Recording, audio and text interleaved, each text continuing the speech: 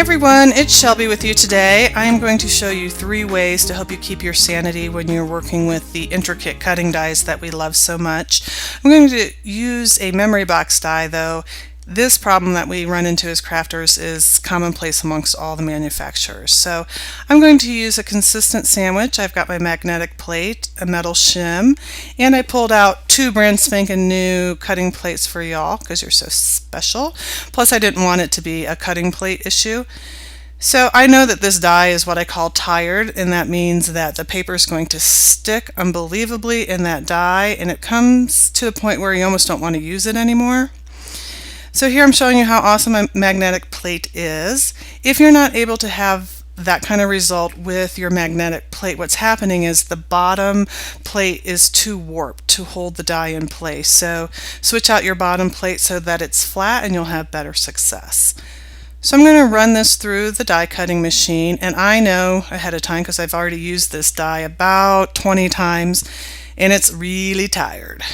So the paper is going to stick, and I'm going to speed up this part because those of us who've had this issue, we're probably going to suffer from heart palpitations and frustration seeing that this paper is not going to come out of this die without spending an hour trying to get it out. Something's ripping.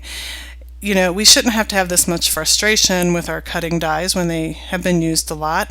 So the purpose of this video is let's make it happy again, a happy time using our intricate dies. So you can see that it's a struggle to get this out. There's paper left in there. The bottom edge, or that bottom butterfly, ripped off because it's right at that thin point. It wasn't popping out. And now I'm going to have to spend 10 minutes popping out all these extra pieces. I'm sure I'm the only one that has this experience, so keep watching if you also have these experiences. So I've cleaned everything out. The first method I'm going to show you is with a dryer sheet, and all you're going to do is just rub the dryer sheet over the entire surface of the die.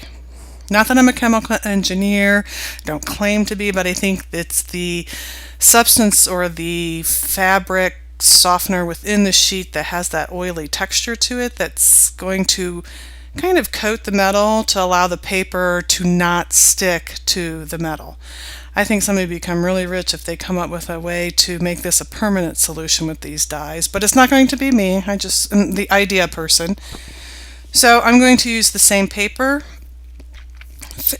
excuse me, face down, and I'm going to use the same setup so that you can very easily see the huge difference that you're going to have with this cutting.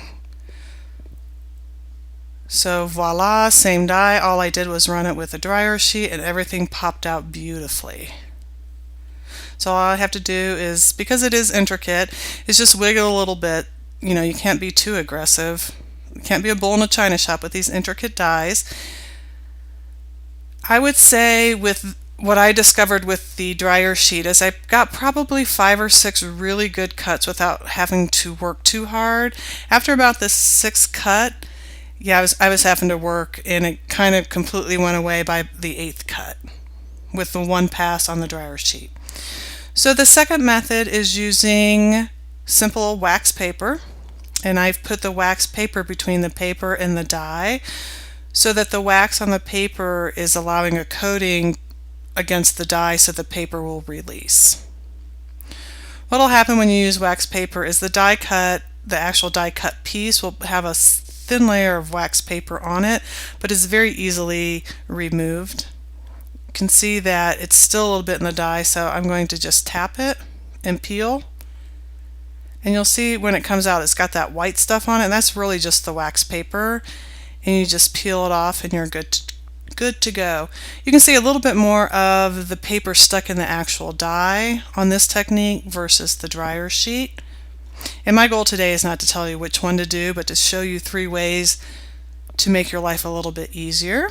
So for the third method, it's cleaned up, it's ready to go. I took all the waxy substance off. I got about 3 good cuts from the wax paper before I had to put another piece of wax paper down. So just keep that in mind. With the dryer sheet, you're going to get about 6 cuts. With the wax paper, about 3.